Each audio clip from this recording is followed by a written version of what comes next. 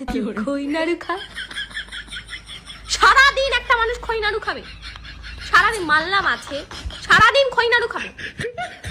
গরমকালে কিছু হলে আম খা, আর লক্ষ্মী পূজার পরে কিছু হলে খই নাড়ু খা। খিদে পেয়েছে, আমি বললাম মা সন্ধ্যেবেলা একটুখানি চাউমিন করে দাও। চাউমিন করবো কেন, খই নাড়ুগুলো খেতে পারছিস না, মোয়া রয়েছে। একটা মানুষ কত খই নাড়ু খেতে পারে, মানে খই নাড়ু খেতে খেতে খেতে খেতে আমি নাড়ু হয়ে যাচ্ছি। এত খই নাড়ু, সেই লক্ষ্মী পুজো কবে গেছে, এখনো আমাদের বাড়িতে পরে এত বানানোর কি দরকার? অল্প করে বানাতে পারো না, অল্প করে বানাতে পারো না? যত খই নাড়ু সব আমাকেই খাওয়াবে, এক গাদা বানাবে আর আমাকে 1 মাস 2 মাস ধরে খাওয়াবে। আর না বললেই বলবে আগেকার যুগের বাচ্চারা জানিস প্লাস্টিক নিয়ে এই বাড়ি ওই বাড়ি।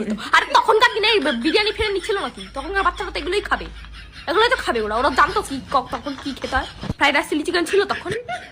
আগেকার বাচ্চা মানে সবসময় আগেকার বাচ্চা, তো আগেই তুমি জন্ম দিতা, এখন দাও তো কি দরকার ছিল? আর প্রত্যেকবার এইসব ঝামেলা হওয়ার সময় কোনো একটা কাকিমা বা ঠাকুমা আমাদের বাড়ি চলে আসে।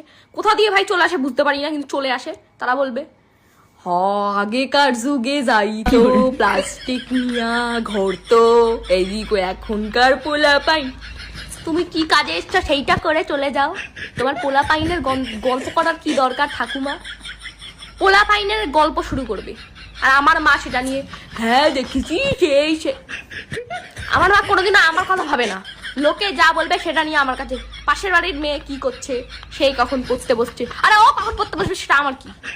ও কখন পড়তে বসবে সেটা ওর ব্যাপার, আমি বসবো না তখন, ওর টাইম অনুযায়ী আমি বসবো।